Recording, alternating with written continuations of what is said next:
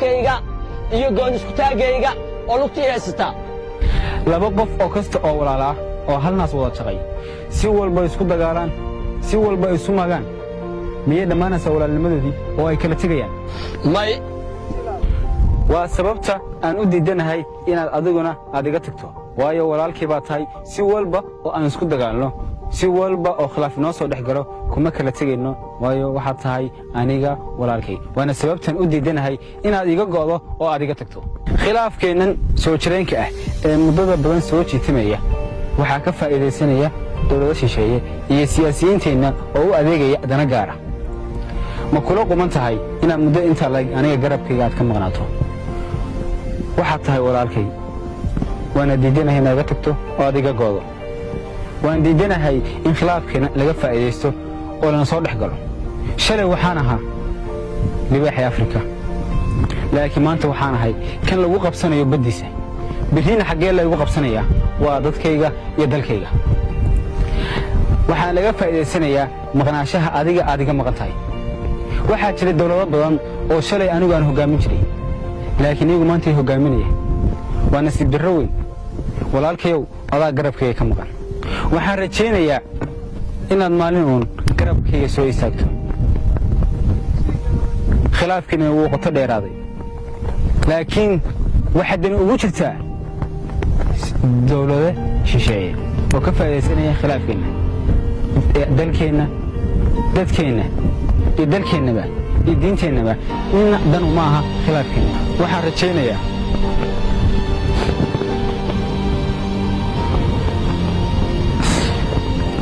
inaad mar uun garabkii ku soo laaban doontid waqti badan waa iga maqnayd maqnaanshahaaga waxaa ka faa'iidaystay dalal badan walaalkayow waa rajaynayaa inaad mar uun garabkayga ku soo noqon doontid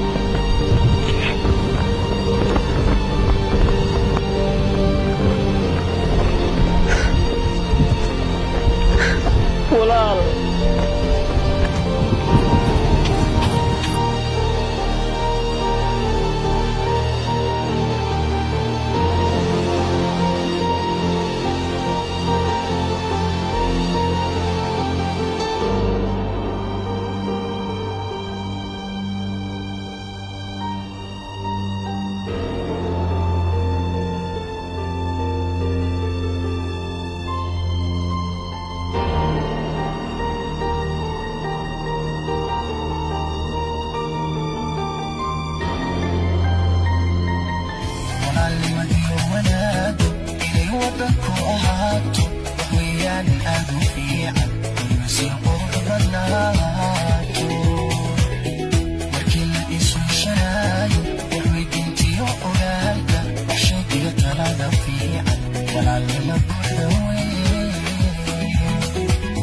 Rafid Boss Production.